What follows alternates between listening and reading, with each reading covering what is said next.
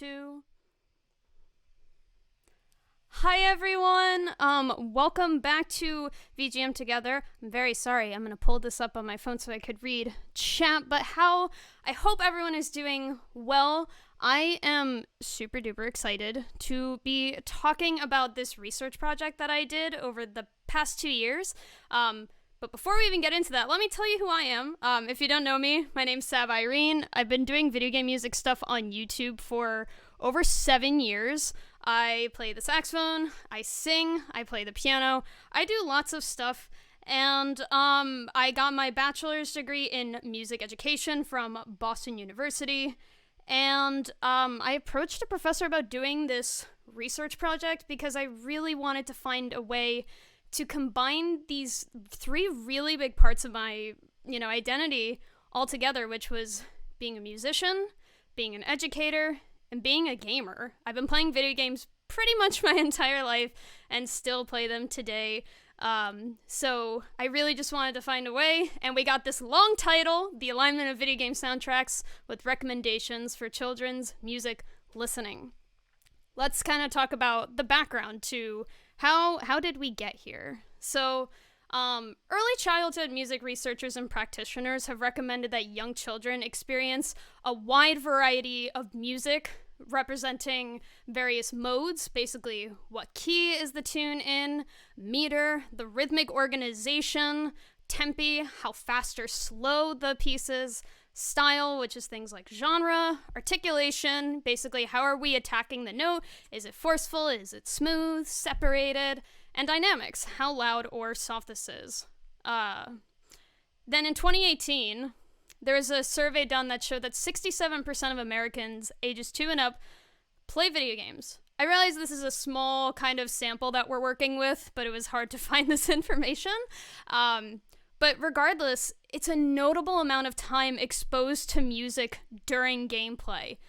Think about, it could have been earlier today or when you were a child, how much you heard some songs. For me, it was hearing Victory Road in Pokemon Ruby, Sapphire, Emerald. I'm sure for a lot of people it was hearing things from Final Fantasy, Zelda. So we spent so much time listening to this music. And what's really awesome in the modern age, especially in the days of COVID, is being able to experience the music outside of gaming. Because we have all these lovely people in the community that stream on Twitch, that make YouTube videos, performing this music.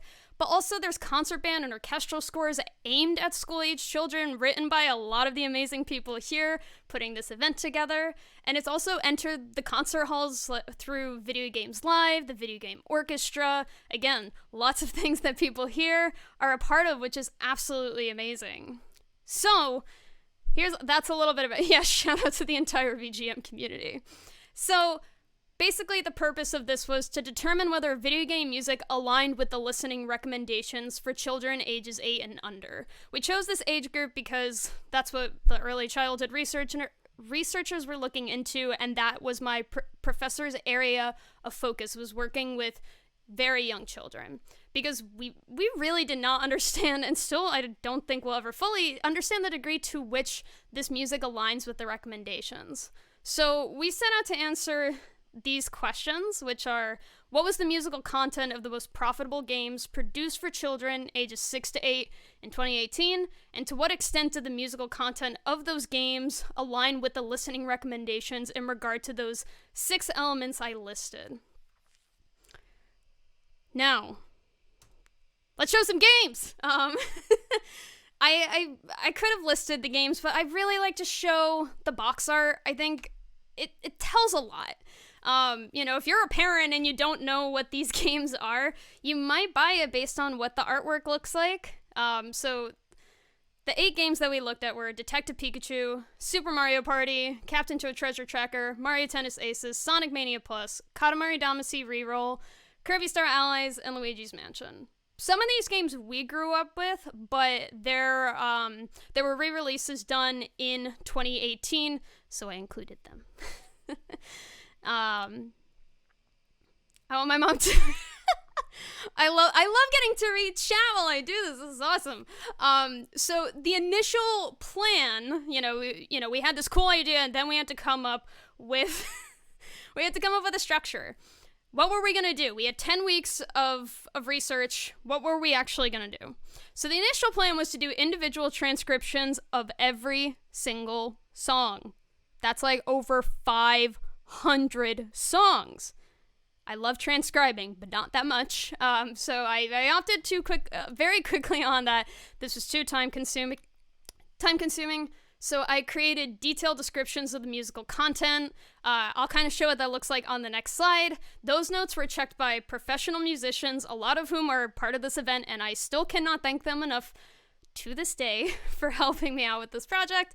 And I also maintained another journal that was kind of like, wow, this soundtrack made me angry, or wow, I noticed this soundtrack does this a lot, or I've never heard this in a game soundtrack. And afterward, we coded that information to look for emergent patterns, which sounds really so-so, but we're gonna kind of show that.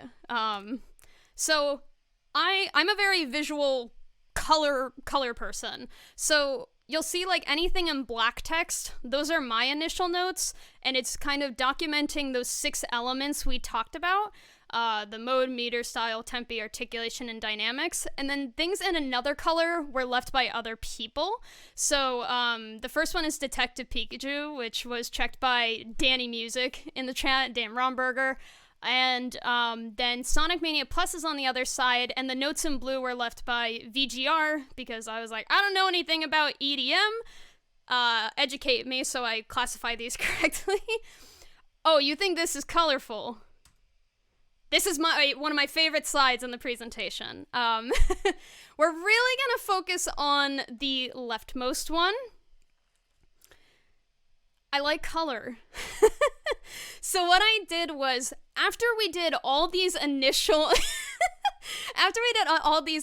documents of like Detective Pikachu had a document and so on and so forth, every element got a document. So like mode, meter, style, every single one of those got a document with general findings and numbers. So with the modal one on the left, anything that was a minor mode, so whether it was Aeolian, Phrygian, Dorian, basically did it sound dark, was a different shade of purple. So Locrian was a different shade of purple than Dorian. Same with major. So I had a system. It seems crazy, but it worked for me, and it was very colorful. And I think if you were to look at this, it would tell you a lot about the games. But you know what? We've been talking a lot. And as much as I like talking, we gotta listen to some music, you know? So, here's what we're gonna do. This is SAP teacher mode. All right, everyone, we're gonna do some directed listening. We're gonna listen to all 4 of these, and I want you to think about those 6 elements I mentioned. And if you're like, I don't know that much about music, think about, generally, do these tracks sound similar, or do they sound different? And what makes them sound similar or different? So, let's listen. And by the way, I'm so bummed I can't give this presentation in person, because my favorite thing is to watch people interact with music. You'll see me dancing in my chair and trying not to sing too much. Please, like, spam any, like, happy emotes or just, like, how the music makes you feel. I want to see some engagement, because that's kind of what this is all about. So let's take a listen to some tracks.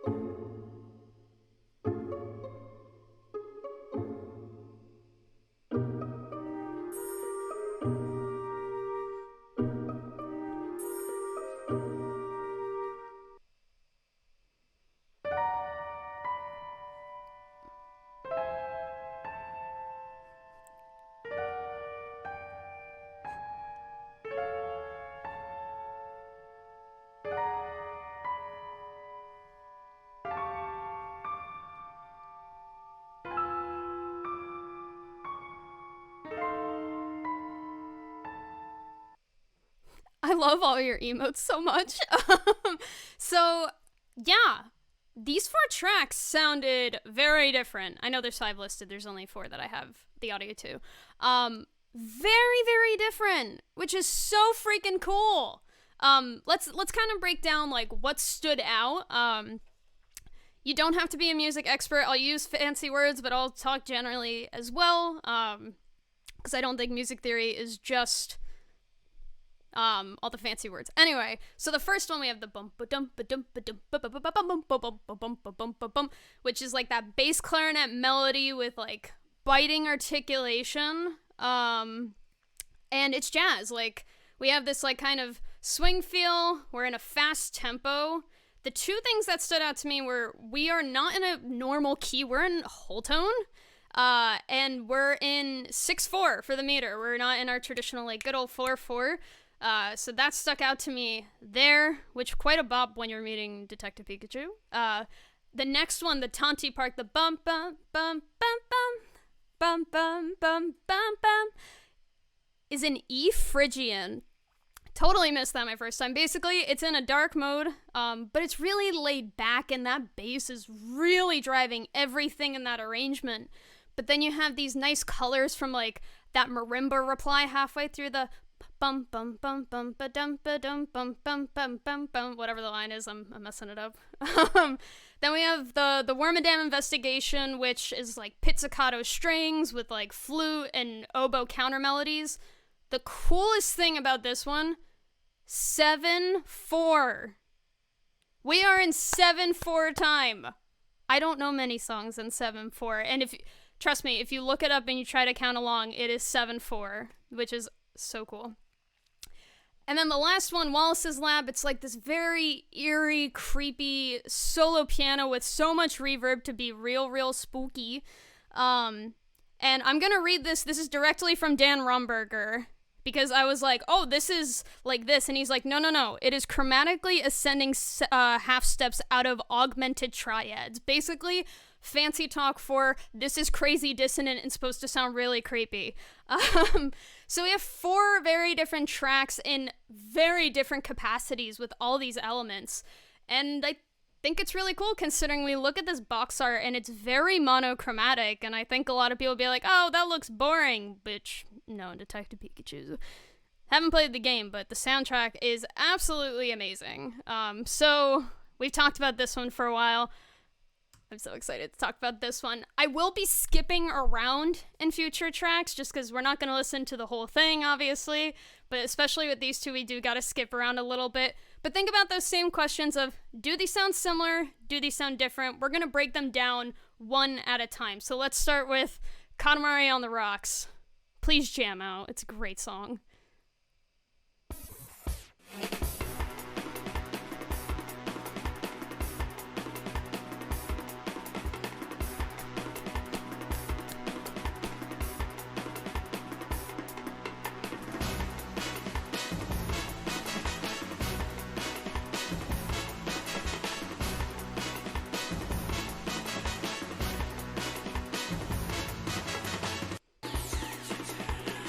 You all know the words to this section, so sing with me.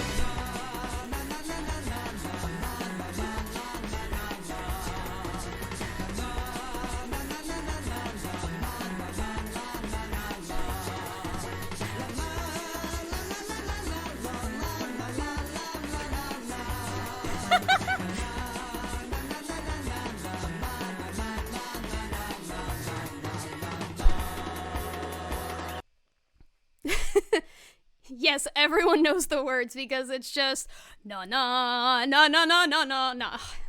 Yeah, yes, there's also the Katamari Do Your Best, which I stopped like right before that happens. But all right, this is so cheerful, and like immediately you're like, boom, we're in major. Kinda. When I listened to this, I didn't catch this, but thankfully one of the people who looked over my notes caught this. This is in Mixolydian. So the very iconic na na na na na na na na na na na, that's in Mixolydian. That's flipping crazy. I'm just having fun nerding out. But you know, so we're in a break key. You know, it's very upbeat. We have a lot of kind of orchestral elements and vocal with a lot of neutral syllables with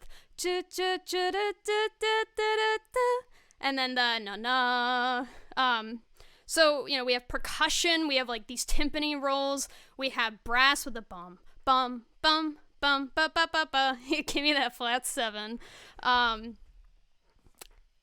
just brought up a good point where even if you don't understand, just like watching other people nerd out is really cool, and I love that. So, all right, let's keep in mind major, like, you know, bright mode and like upbeat, and let's listen to Lonely Rolling Star.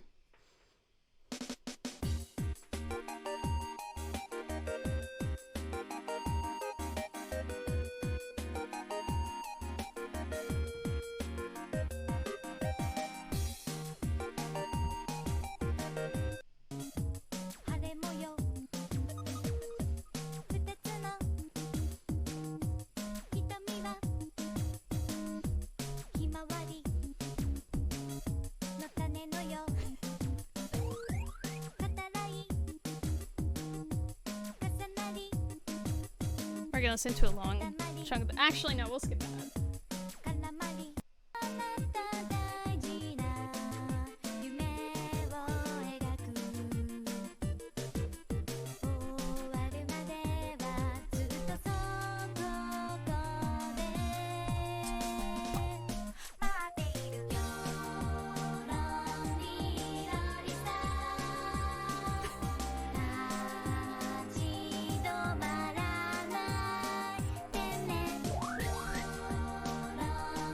I apologize, I can't see like the YouTube bar, so I have to like get out of my chair. I challenge you to not feel happy after listening to that song. Seriously. Yeah, so let's talk about this. Major, upbeat. But that's kind of where the similarities end with these two. We have a more electronically focused track with like the synths and like chiptune. We have, you know, lyrical vocals where it's, you know, where we have Japanese, we have some English. And this is kind of a staple in the Katamari soundtrack where we have these songs that are kind of the epitome of a genre, all with wholesome messages, by the way. This one is about like waiting for a loved one, which is so cute. You know, with a mix of Japanese and English lyrics, there's one that's like the essence of samba, one that's like a very big band-esque track, rapping. There's so much, and that's kind of what Katamari really is. So these seem similar on the surface, but when you delve a little bit deeper, you see that they really are quite different from one another. So, oh my god, I'm out of breath because I'm like dancing in my chair and I'm talking, but we must move on. By the way, we're not listening to all 8 soundtracks, where there's not examples from all 8 soundtracks. Sad face. But I really want to leave time for questions, because if I could always pull up stuff from other games that I looked at, I would be more than happy to. But let's get on to our next game, which I'm pretty sure is Mario Tennis Aces. Yes, it is. By the way, is this all making sense? You guys having fun? I'm having fun just getting to nerd out with all of you, just talk music and talk video games, because that's kind of what this event is all about. So I hope that you're having fun and you're vibing to the music. So, yeah. Think about those same questions that we talked about before. Always going back to our directed listening questions is, do these tracks sound similar or do they sound different? Oh my gosh, you're all so sweet. Oh, you guys are all awesome. All right, let's listen to the title theme to Mario Tennis Aces.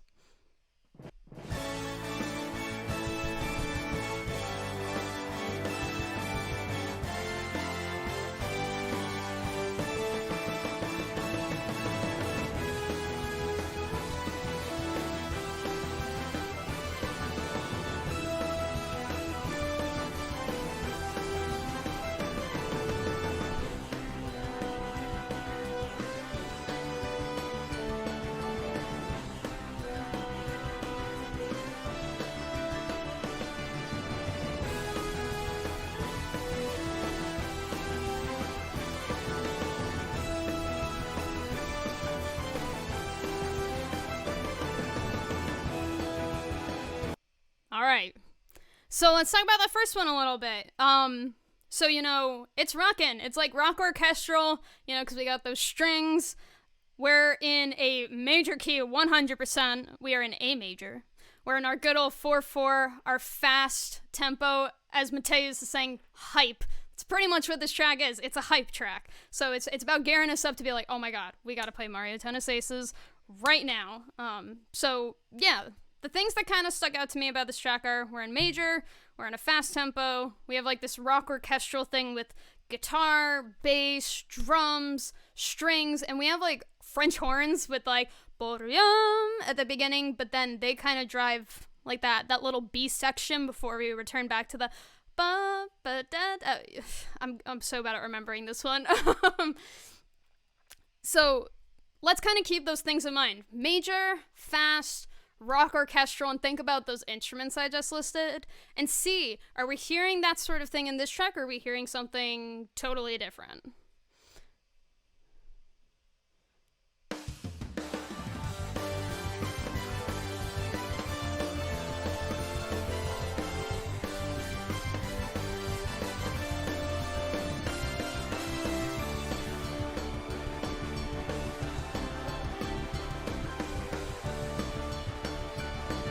Sports!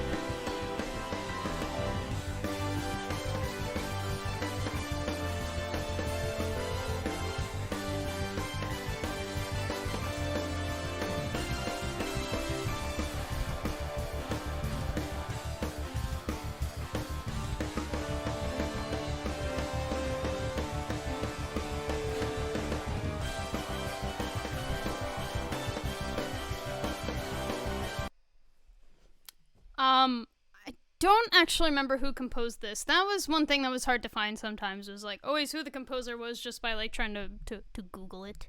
Because I did not play every single game that I researched. Some of them I've played before. I've played Katamari, but I have not played Detective Pikachu or this game, but I played a lot of the other Mario Tennis Aces games. Anyway, really similar sounding tracks, yes. Yes. I'll just tell you, yes.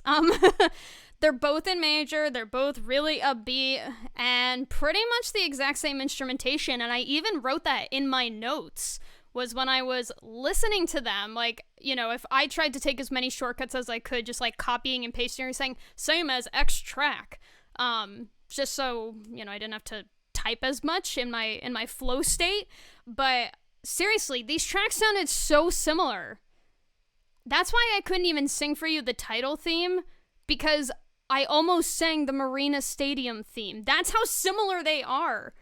Literally, the main menu is in A major, the Marina Stadium is in D major. That is a one-note difference of pitch in the pitch collection. So I got confused a lot while I was trying to, practice these. Motoi Sakuraba, okay. I trust Google sometimes. So, believe it or not, we're already on our last set of prepared examples. I can always pull up more, but this one there's a lot to talk about. I had to talk about Sonic Mania. I've only played part of that game, but Sonic Mania is really, really, really, really, really, really cool. What's really unique about Sonic Mania is that there is an Act 1 and an Act 2. So you go through each level twice. It's a little bit different, but it's kind of the same energy kind of thing. So we're about to find out, well, what did they do with the music? Did these sound similar? Did they sound different? Did they sound like two totally different pieces of music in terms of, are they just fundamentally different, or is there a common thread? So we have a lot, and we can listen to quite a lot of these, and I'm so excited. And we had to talk about Studiopolis. So here's what we're going to do. We're going to break down one at a time. So let's start with Studiopolis Act 1, which if you've never heard this, please buckle up for your life.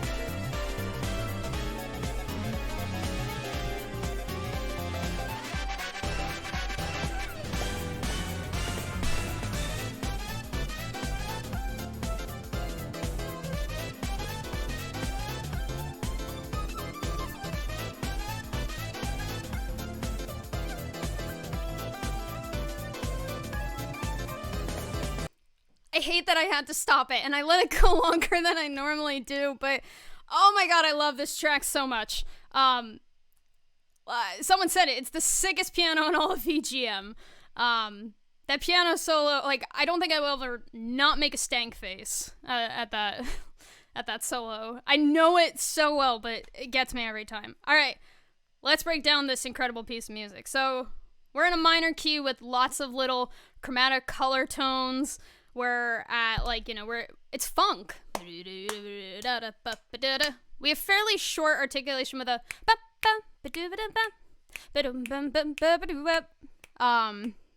what else did I write down? Yeah, we have like these punchy brass lines, and of course that piano solo, like, holy crap. That piano solo is wild. We have like these sequencing things like where we've modulated. So, things to keep in mind as we go into Act 2 is, alright, so we're in a minor key. It's like funk-oriented, kind of, and piano solo. Those are kind of the, and brass lines. Let's listen. Yes, the McDonald's, like the yeah, I'm loving it. It's pretty much the exact same. I didn't want to say it because I didn't want to ruin it, but other people had other plans. So let's listen to the second act of Studiopolis and see what we are hearing.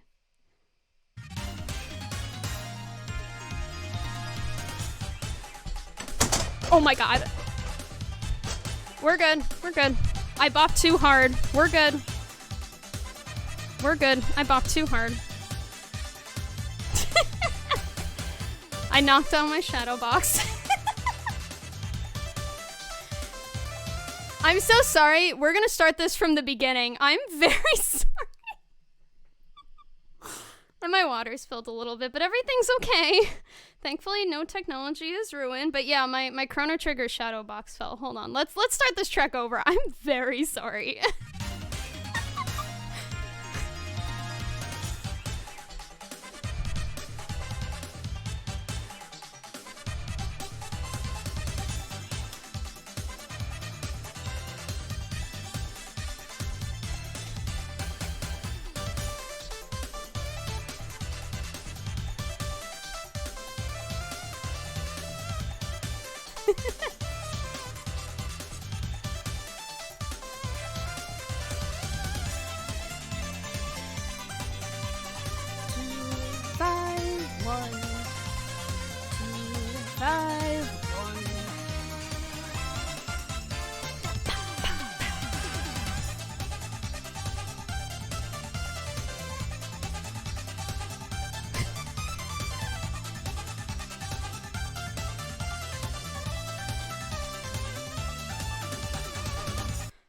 It's so good. Yeah, literally so good that my shadow box fell and my water spilt. Like that's how good this track is.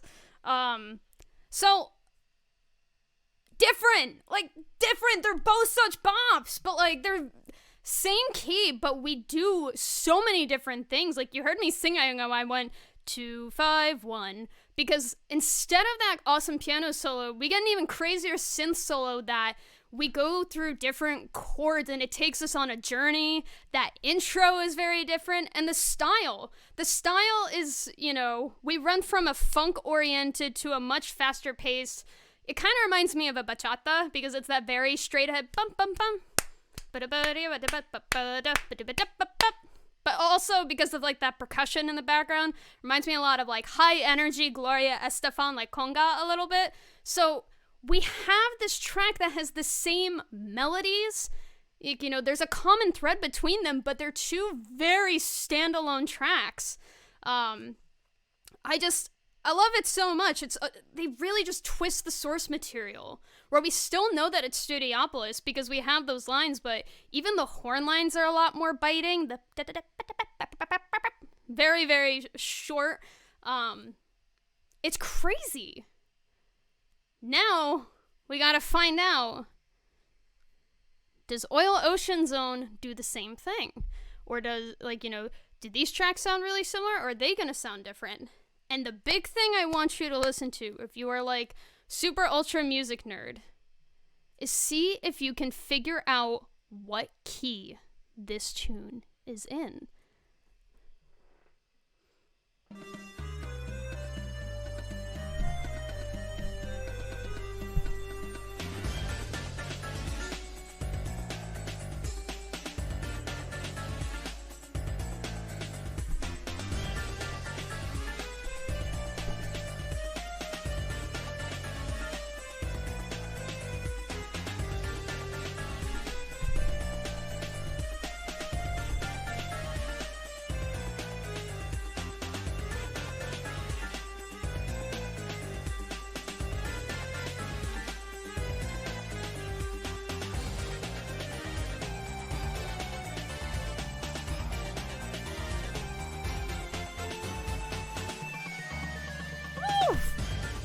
Love that little lick at the end.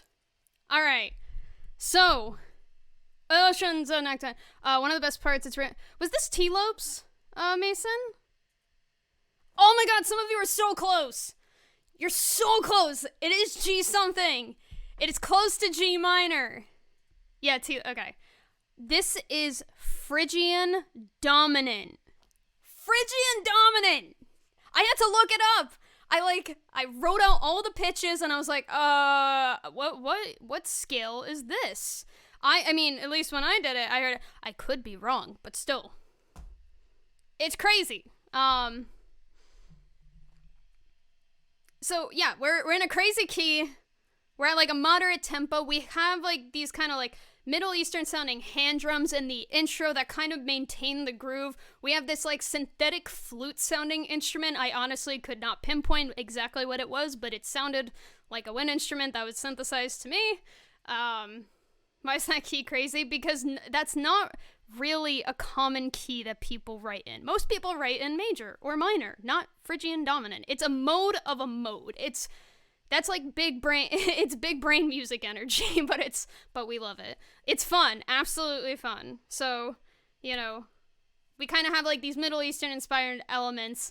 Let's see, does Act 2 sound close to Act 1? Does it sound different? What are we working with?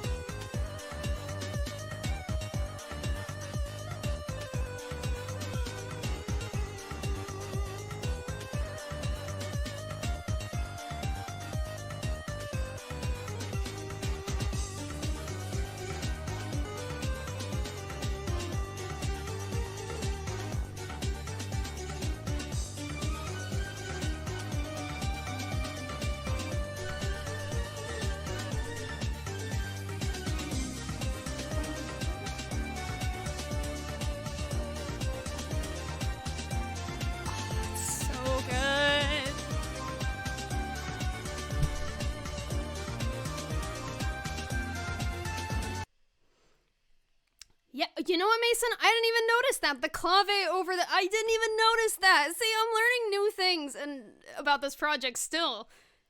Please feel free. I wish I said it earlier. Like, anything you note about these tunes, I want to hear about. I'm by no means the expert. I did a research project on it, but I do not know everything about these pieces of music. So that's cool. I just learned something totally new. These are different, at least in my opinion. We're still in the same key, yeah, same tempo, yeah. We still have like this, like the same influences, but we have a lot more ornamentation or trills in that, because the first time we hear that, the ba da da da da, I'm not singing the right notes at all, but we have ba da da da da, so we have more trills just to, you know, we have that like synth bass that I feel like is driving everything in Act 2. I pretty much just sang the Rude Buster bass, but it's okay. Pretty similar. So we have these synth bass.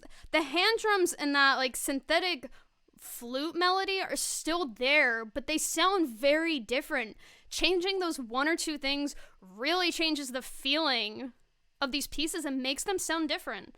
Again, this is just my opinion. If you think that they sound totally similar, you can say that. Just back yourself up. That's all I ever ask. So, God, my head hurts from banging my head. But I love listening to this music so much. So, we've had our fun. We have jammed. let's talk about what all of this meant, because I just spoke a bunch of words at you after grooving. Let's kind of process all of that. So, we have this nice little chart here that I did that's talking all about the modes. You know, I made this very bright, colorful chart where pretty much anything that was in major is in yellow, anything in minor, blue, and then pink is other modes, so like anything that had, you know, like a lack of a tonal center, things that were completely percussive, things like our friend Phrygian dominant, whole tone, hexatonic, all these crazy words. This kind of shows a lot about the variety. We did find overall that there was pretty good variety and modality. There were only 2 soundtracks that were completely in major and minor, which that's pretty good. Out of 8, that's a 75%. Yes. We found meter, like the rhythmic organization. It was alright. We found that there was a lot of common meters, like 4/4, 3/4, 2/4. We had the occasional compound meter, like 6/8 or 9/8, and then a few had like asymmetrical ones, like 5/4 or 7/4. And style had high variety. I'm pretty sure every soundtrack except one had met the criteria to have a wide variety in style, and we will talk about that one, I think, on the next slide, question mark. So overall, we kind of found that there were good representation of the elements analyzed, you know, kind of aligning with these recommendations that we were talking about, having the variety in mode, meter, style, tempi, articulation, and dynamics. And why I think this is important? Well, there's a bunch of reasons, but the first one being it offers music educators a more complete understanding of the music listening of young children. I'm a teacher. I worked in a middle school. Those kids loved to game. I would talk about games with them all the time. And this is important because it can lead to better informed curricular and pedagogical decisions. I've given this presentation to ranging from elementary educators all the way up to people who are in college education. And I think we need more of this everywhere. I don't think this is specifically, you know, about school-age children. Well, this project was, but I think it goes much higher than that. So that's kind of general stuff. Let's talk more about the games. So pretty much when a soundtrack had strong variety, it was more pleasing to listen to. And when it lacked variety, it was hard to listen to, which you might be saying, Sab, duh. But honestly, I listened to each soundtrack at least 5 times. And the shortest soundtrack was maybe an hour, a little over an hour. So you have to envision that's at least 5 hours I'm spending on one soundtrack, and then multiply that by 8, but it was a lot of hours spent listening. So when a soundtrack sounded the same, it got really old really fast. And I'm going to talk about these 2 that I have visuals for. Katamari Damacy and Mario Tennis Aces, same length pretty much in the OST, maybe a song or 2 difference in terms of length. Katamari, every track was so different, that hour would fly by. Versus Mario Tennis Aces, every track pretty much sounded the same, so it was one of the most torturous hours of my life to have to keep listening to double check, because after a while it all blended together. So a little bit more about that. So Mario games, they kind of have, you know, the 2 that we looked at, Super Mario Party and Mario Tennis Aces, they have for Mario Party they are like different boards, and then you have the different courts. And I found that there was a lot of recycled material in these games, and you can even see this GIF, like, these 2 courts are kind of a reskin of one another, at least in my opinion. Versus the titles that had more variety had set stages, and what I mean is you had to go in a particular order to advance the story. So like Katamari, you have to do make a star 1, make a star 2, make a star 3, and so on and so forth. But there's a lot more exploration, and, you know, same thing with Detective Pikachu. It's sequential with the chapters, but there's a lot of room to investigate. And Captain Toad, set levels, but there's a lot of things. These 3 soundtracks, Katamari, Detective Pikachu, and Captain Toad, had the most variety in most of the elements across the board, while Mario Tennis Aces and Super Mario Party were pretty low on how much they had going on. So it kind of shows, this wasn't the focal point of the study, that context is very important to what influences the soundtrack. I don't know. I found that a cool observation because I'm a gamer. So, kind of jumping back to what I said 2 slides ago is, the importance of why we do things like this. We really need to be aware of how music outside of what's specifically being written for young children sounds like.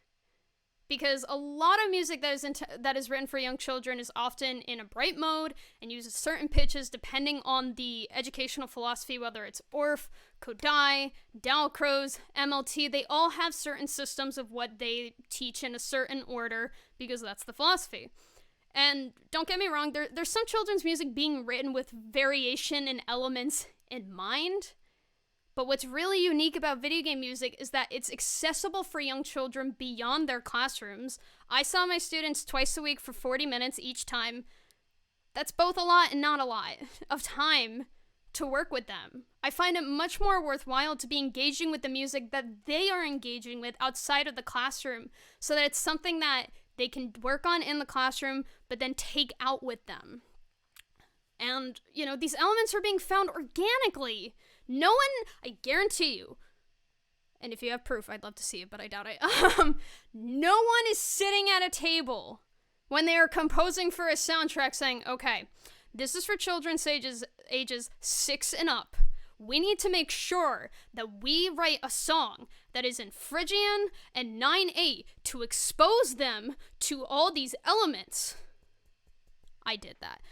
Not for a game, but for an assignment in college, I decided that I was going to teach a song in 9/8 in Phrygian. And guess what? It went horribly because no one was used to doing that, and I was teaching people my age.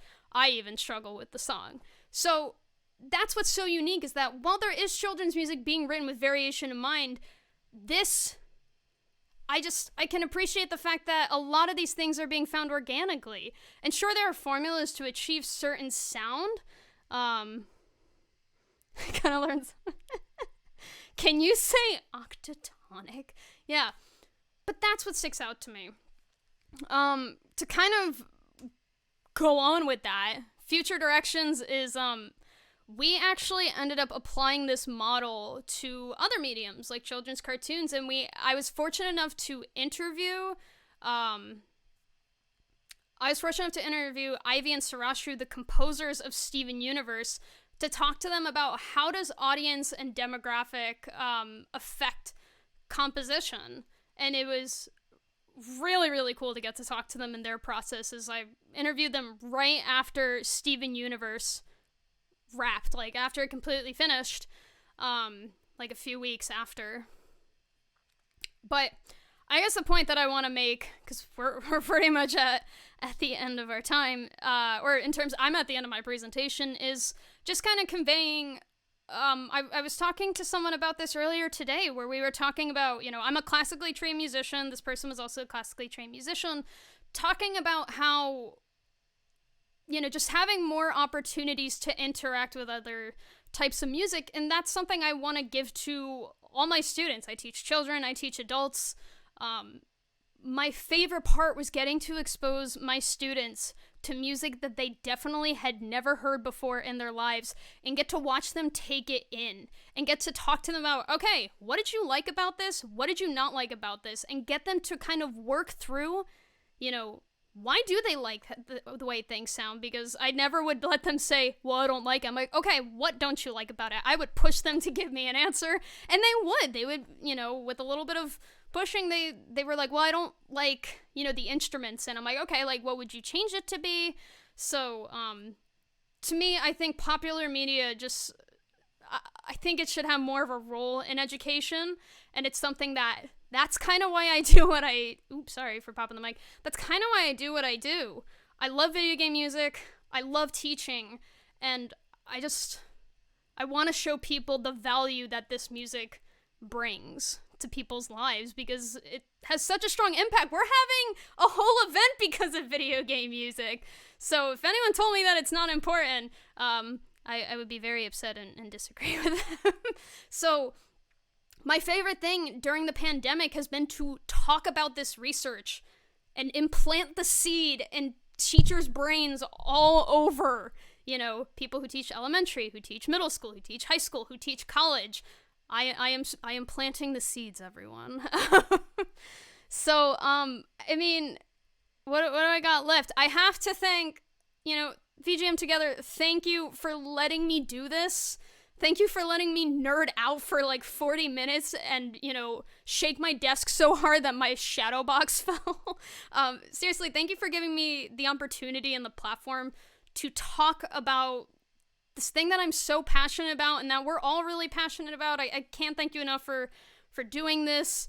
Thank you all for listening and watching and dealing with me just being like, oh my god, music! But that's how I am, that's how I am when I stream normally, so, yeah, and I have a professor that, like, she mentored me these past 2 years, and oh my god, I would not have been able to even give this presentation without her, and my university for funding this. This was a paid thing. I got paid to do this research, which, that's amazing, that I got my university to pay for me to do this. And I've presented it quite a few times, and I've had a blast, and I learn new things every time. Well, actually, I don't think we have time for any questions, because I think I actually have to wrap it up here. But, yes, take university money. Yes. I mean, yeah, I don't really know what more to say. I really don't. There's my sources, because I'm a researcher. And yeah, I mean, I don't know. I don't know. I don't think we have time for a question, and I think I gotta pack it up. Maybe one question. If someone has, like, a burning question that you want to ask me, this was wholesome. Oh, thank you!